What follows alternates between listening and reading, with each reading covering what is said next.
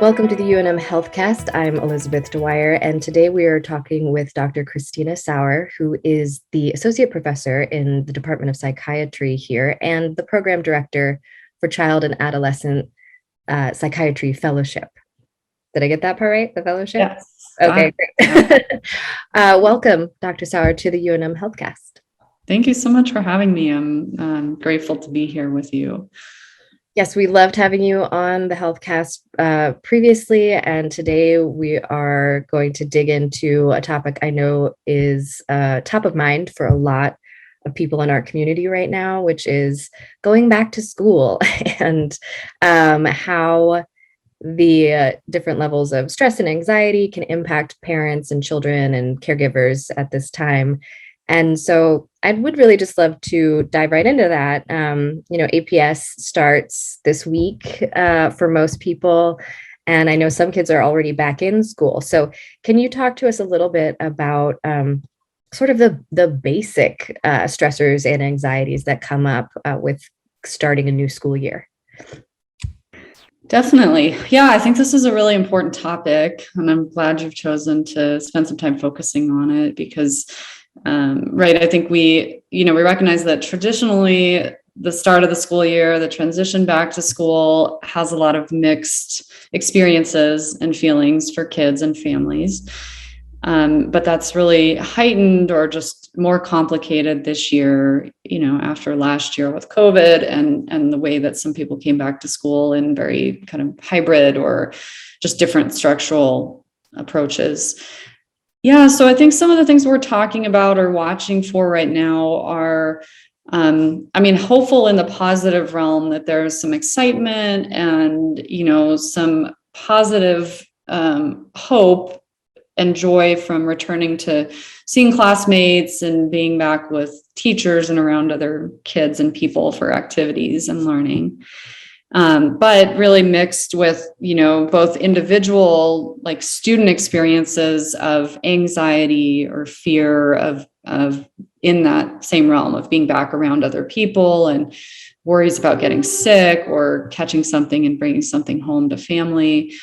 And then I think also for some kids, who traditionally like school, again, may not have been their most favorite activity, that by virtue of the fact they've had more time out of school, haven't been in the practice and habit of it, that there just may be some more challenges with integrating again that can manifest with like school refusal, emotional outbursts or frustration around having to go back, just really like some behaviors and feelings with having to change schedule. And then for families, I think similarly, a lot of mixed feelings with like some positive hope about the kids being back in person and also having a little bit of break from juggling so much at home with being teachers and, multitasking with kids at home during the pandemic, but also the anxiety, especially as Delta builds with kids getting sick, kids not being able to be vaccinated if they're young, or kind of who they're around at school, and are the other kids going to be wearing their masks? How will things be enforced?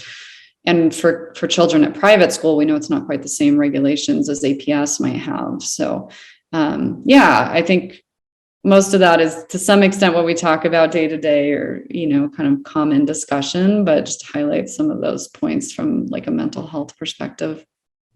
Yeah, absolutely. I have a 6-year-old who she was in, childcare before and early pre-K and all those things. But for COVID year, she was virtual for all of kindergarten. And so she's starting first grade in person. And when I asked her if she was nervous or excited, she said both. Nervous about one thing, excited about maybe 10. And I said, what are you nervous about? And she said, being inside with other people, which is, it was really a little heartbreaking to hear that because, I grew up in a world where as a kid, the nerve-wracking thing about starting a new school year was like, is the work going to be hard or will my teacher like me, and so a lot of that feels really overshadowed by the presence of COVID in our children's lives. And it is definitely challenging that the little ones can't be vaccinated yet. So what are some practical tips for kids and adults to help ease some of these anxieties that are, linked to starting a new school year, especially in these COVID times? Yeah, that's a great question. And I think hard that, for a lot of us as adults, and just feeling like there's shifts going on with maybe how confident we feel about the state of the world with COVID right now, or kind of what's happening at school. Yeah, that can be, I know it's also a little bit of a moving target, basically. But we come down to the foundation often of like sort of accepting or acknowledging where our kids are at and where we're at, and that, it's okay to be anxious. It's okay to have mixed emotional, experiences, that really we've been through a really difficult year that in ways is still going. And to some extent, we all are carrying just different impacts from that, from sort of the trauma of what COVID has been. Mm-hmm. So I think that's an important piece. And then, because I think for kids, like having some validation around what their experience is really important, as opposed to a child, having fear or being scared and just having the parents say, like, you don't have anything to be scared about, you're fine. I think there's value to encouraging and supporting them, but also being able to kind of validate where they're at. But along those lines, then, I think trying to help them focus on being able to give them reassurance, like why we feel okay with them being back in school, what we're doing to protect them, why some of these measures are important, things that we'll be doing at home to take care of them. And then I think being able to focus on like some of the good things about being back in school and ways that we can build excitement for them. And, I think if your child, or if one of our children is seeming to struggle with high levels of fear or anxiety or kind of anger, whatever the emotion that's coming out might be, where they just don't want to go, or they're wanting to isolate, in those situations, I think sometimes having some patience and maybe working with their teacher, working with the school on like ways that, we can help them continue to inch back in. But if it's continuing as kind of a persistent challenge, I think it could be a great opportunity to reach out for more help or counseling, just as an opportunity to help bridge some of those difficulties.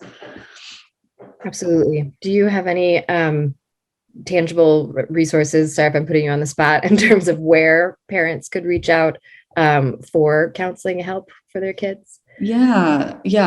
Thankfully, there are a lot of agencies in town, and some agencies specialize in different age groups. I think a lot of them are getting kids in relatively quickly. And so, I can name a few now. I'm also happy to, supply a resource list that we could share as part of the end of the broadcast here. Yeah, that'd be great. Okay, definitely. And then, I think also a good place is a lot of schools have school-based health centers or counselors there, and they're, especially close to this situation and often pretty savvy in working with kids around kind of school-related stresses. And at UNM, if it's at the point that children need like acute evaluation, as in kind of emergency or urgent care evaluation in these realms, we have a great system of getting kids in and being seen. Our outpatient therapy and our therapy clinic is quite a bit of a wait, unfortunately. So I think for counseling, we tend to be referring people elsewhere right now. Yeah, that makes a lot of sense. I've heard that from a lot of people in the community who are looking for services for either their children or themselves, and it's a tough time to find counseling because so many of us need it. Like you said, this has been a pretty traumatic experience for all of us. So I think it's great for people to reach out and also be prepared for, possible wait times.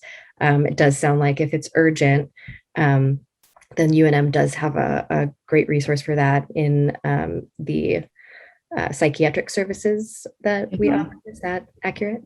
Correct. Yeah. Exactly. Great. Yeah. And that's all integrated with the emergency rooms, both the medical emergency room and the psychiatric emergency services. Okay, perfect. So we will provide a list of those resources from Dr. Sowar at the end of the HealthCast today. And are there any tips that you think would be helpful to get kids started on the right track to help, focus those positives, and help, like, for example, help my child with her 10 excitements as opposed to her one, nervousness. Yeah. What are some ideas for helping kids out in that way? Yeah. Yeah. Well, that's a really good question.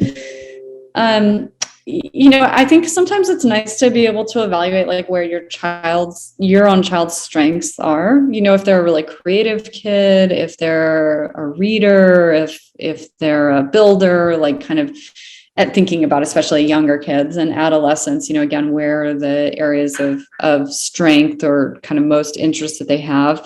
I think for all of us, areas of strengths or things that we're more passionate about, like the concept of being able to do that more or use that more is usually something that draws our attention and motivates us. So I think with our kids, kind of being able to link some of their strengths or things they like to do with what they'll be doing in school is important. Some people we talk about the use of screen time and how we want to approach that, but some people like to share stories about school or maybe little videos or little short movies about like kids being in school and having a good experience with that, or books as well about that. And then again, I think, being able to come back to like, maybe if there's ongoing fear or just, issues with like, well, I don't know that all the kids in my classroom are able to keep their mask on, whatever being able to talk about those points. And I think being able to focus as well on, what they're excited about, what they're doing. And then day by day, the more that I think you can have excitement and encouragement about what they did and what they're learning, or a big achievement they had that day, or something new they did that they'd never done before, right? They ran 3 laps in PE class. I think being able to celebrate that and just like give more positive reward into the system, hopefully will be, kind of some good counterbalance to these other realities of what's going on, just as some initial thoughts. Yeah, absolutely. I think that that's really helpful. In terms of, you had mentioned earlier the idea of both validating a child's fear and then also supporting them. What are some tools or language that you would recommend in terms of let's focus on the younger kids who can't be vaccinated, just because they're a pretty vulnerable population right now. And, they've been living in a world with COVID for so long. So I think it's safe to say the majority of them are cognizant of what they're walking into. Mm-hmm. What are some tools or suggested language you might use to talk to these younger kids about the realities of going back to school, waiting for a vaccine, things like that?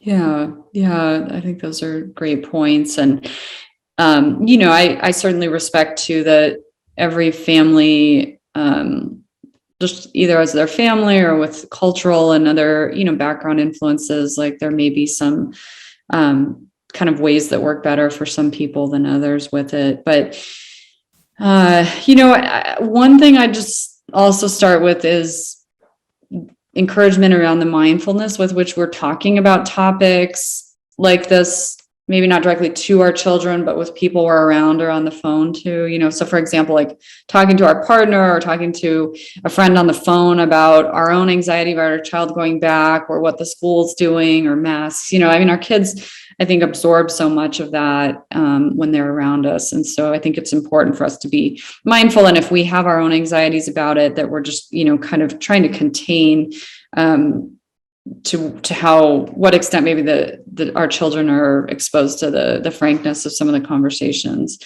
But yeah, with them, and like you're saying, developmentally, realizing that, of course, adolescents often can grasp much more in depth the concerns around sort of infection spread and control, and how vaccines work and all of that.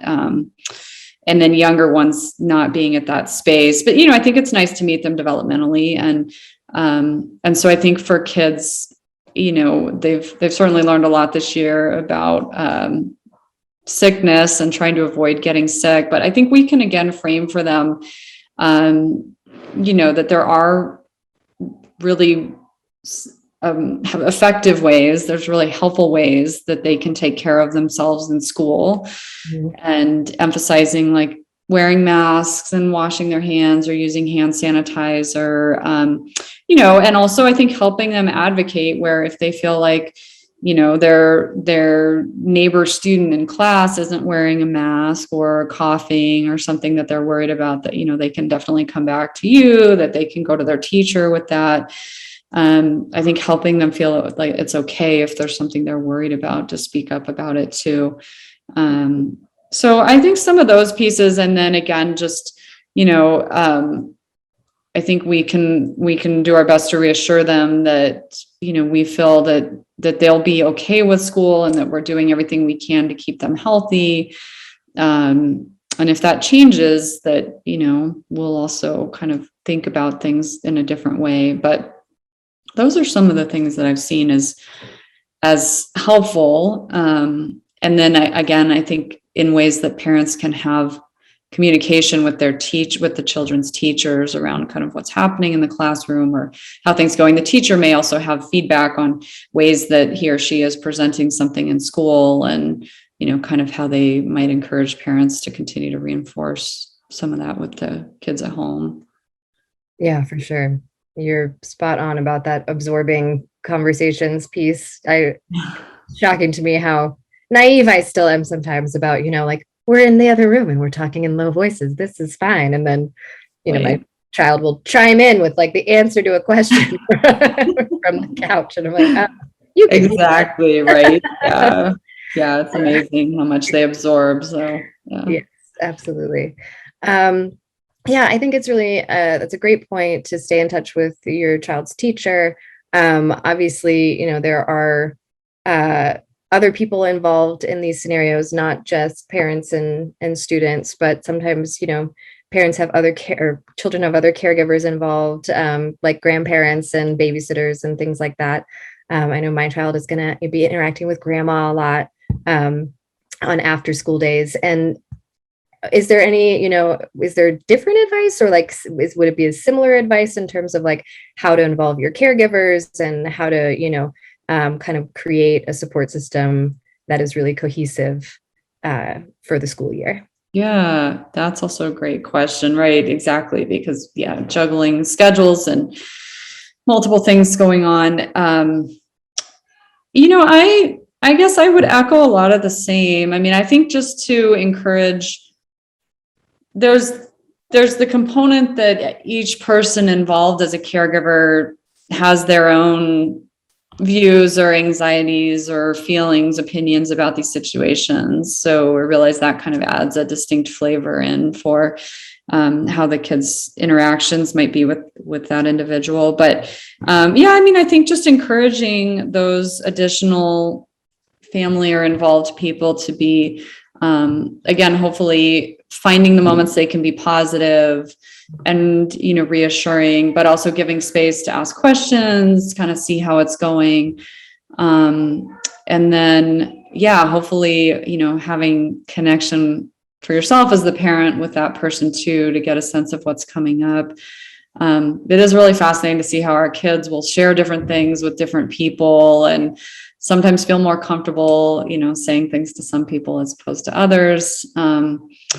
And then the other thing that I just like to share, and I think we might see more of that this year that we don't know, is just the recognition that some kids, when they're leaving school, they like hold it together all day, right? They're staying happy and they're cooperating and doing their best. And then they just have this sort of like let down after school where either they might get really shut down, they might shut down, they might get really angry, whatever the kind of emotion is that comes with that. So I think it's also good for us to remind ourselves, like, children may be going through this because there's so much emotional change and going back to school, and try to not take it personally.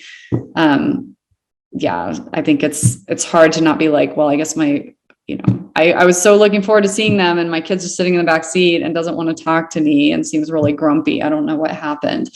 But that kind of letdown experience is not uncommon. And again, I think just kind of giving space and giving kids a little time to cool off, or just sort of readjust is helpful peace of mind too. Yeah, absolutely. I know that sometimes it's presumed that kids are maybe too young to understand that concept, but I've had language with my daughter since she was probably 3 or 4 about needing alone time. And so she will now actively tell me, excuse me, that she needs alone time.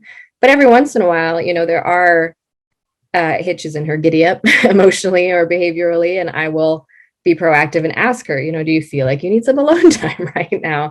And giving kids that language and empowering them that way it's been really successful for me. I know that it's different for every family, but I think that it can be really helpful to help kids understand and acknowledge, like, sometimes they just need to, like you said, like, just need to decompress and chill out, and giving them that and not taking it personally, which I also acknowledge can be really difficult, because you're like, I have all this love for you and you just want to sulk.